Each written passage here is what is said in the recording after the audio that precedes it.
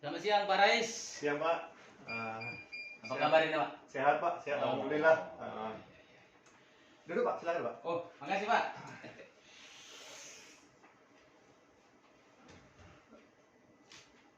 Eh, ada yang bisa saya bantu Pak? Oh, ada Pak. Uh, Begini Pak, hari ini saya mau melakukan wawancara dengan Bapak, ya, ya. yaitu mengenai tindak lanjut belajar dengan Bapak tentang cara pengambilan keputusan Pak di sekolah kita ini. Iya, iya. Dan juga ini sebagai pemenuhan tugas saya dalam demonstrasi kontekstual modul 3.1 dalam pengambilan keputusan berbasis nilai-nilai kebajikan sebagai pemimpin pembelajaran. Apakah Bapak bersedia saya lakukan wawancara kira-kira 12 menit ke depan, Pak? Siap Pak, silakan Pak. Saya bersedia. Terima kasih ya Pak ya. Oke, Pak. Baiklah Pak, untuk tidak berlama-lama saya mau bacakan wawancara kita pada siang hari ini. Kita mulai dengan pertanyaan pertama ya Pak. Selama ini bagaimana Bapak dapat mengidentifikasi kasus-kasus yang merupakan dilema etika dan bujukan moral? Ya Pak, memang kita selalu menghadapi kasus-kasus dilema etika ini. Ya, selama ini saya saat mengidentifikasi masalah dilema etika dan atau bujukan moral, saya selalu berkoordinasi dan bekerjasama dengan guru-guru untuk melihat ya kasus tersebut siapa saja yang terlibat. Ya. Nah, yang kedua dengan melihat kebenaran yang ada untuk pengujian kebenarannya. Kemudian yang ketiga selalu saya melaksanakan musyawarah untuk pengambilan mufakat kepada guru-guru, kemudian sesuai dengan peraturan yang berlaku untuk yang sudah disepakati bersama. Jadi saya lakukan ini demi kebaikan bersama antara saya, guru, sehingga tercipta rasa yang saling percaya, saling memahami, sehingga sekolah ini menjadi sekolah yang aman dan nyaman. Baik, berarti Bapak melakukan pertama mengidentifikasi kasus ya Pak. Iya. Setelah itu berkoordinasi dengan guru-guru, kemudian melihat kasus tersebut siapa yang terlibat, ya. Kemudian setelah itu Bapak melakukan pengujian kebenarannya. Baik Pak.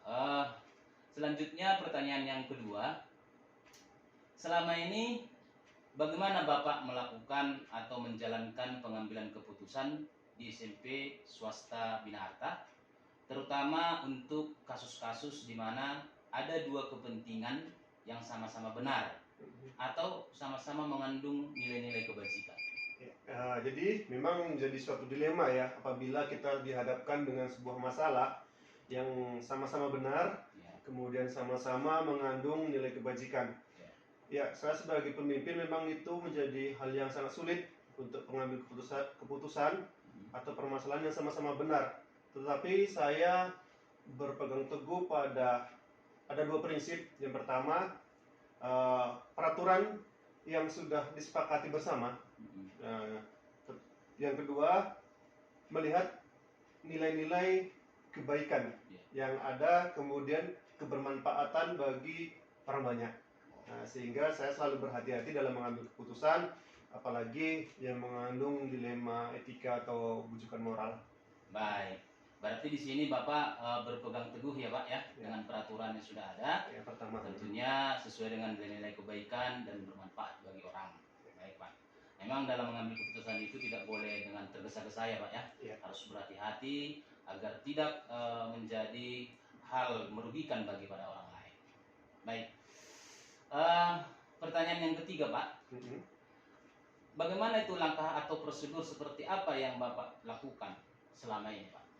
Ya, sebelum mengambil sebuah keputusan dari sebuah permasalahan yang ada, jadi pertama saya itu mencari fakta atau data, kemudian pemanggilan yang bersangkutan, koordinasi dengan pihak terkait, kemudian komunikasi dengan bersama kepada wakil kepala sekolah, ya, kemudian serta guru yang bersangkutan untuk menyelesaikan suatu permasalahan ini.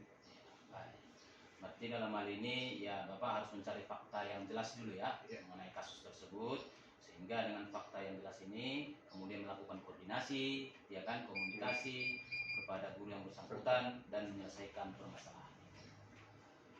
Pertanyaan yang keempat, Pak, hal apa saja yang selama ini Bapak anggap efektif dalam pengambilan keputusan pada kasus-kasus dilema etika ini, Pak? Ya, hal-hal yang menurut saya itu sangat efektif apabila kita ingin mengambil keputusan permasalahan dilema etika adalah melakukan yang pertama rapat internal dengan guru-guru, dengan guru lain untuk dijadikan bahan dalam pengambilan keputusan pada rapat umum bersama semua guru.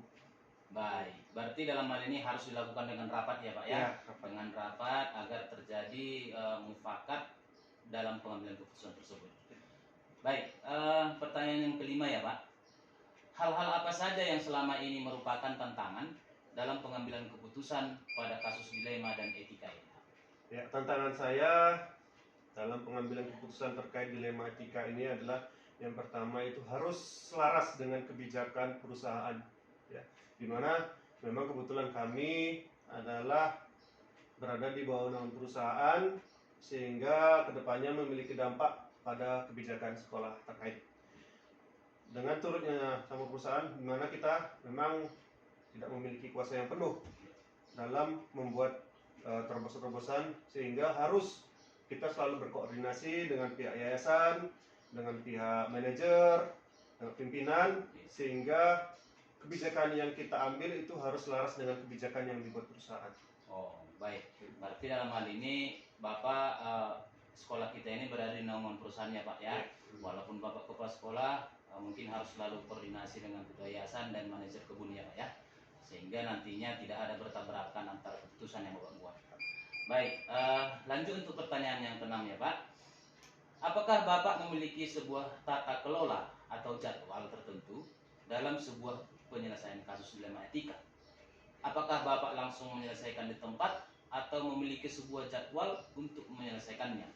Bentuk atau prosedur seperti apa yang Bapak jalankan? Ya, nah karena kasus-kasus dilema etika ini tidak muncul secara rutin, ya, tidak terjadwal, nah maka penyelesaian kasus dilema etika ini tergantung pada kelasnya ringan atau beratnya. Ya, jika kasus itu ringan, maka bisa diselesaikan secara langsung, ya, pada saat itu juga.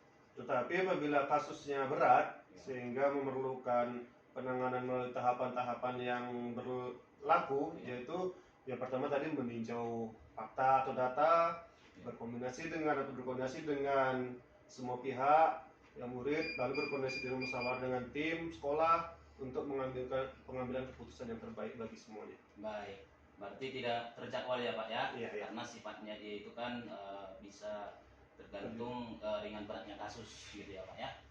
Baik, pertanyaan yang ketujuh, adakah seseorang atau faktor-faktor apa yang selama ini mempermudah atau membantu Bapak dalam pengambilan keputusan dalam kasus dilema etika ini Pak? Ya, faktor-faktor yang membantu saya untuk dalam pengambilan keputusan di sekolah adalah selalu berkoordinasi baik dengan kepada tim seperti wakil kepala sekolah, ya, guru, komite, wali murid, serta menaati peraturan yang berlaku atau disepakati bersama.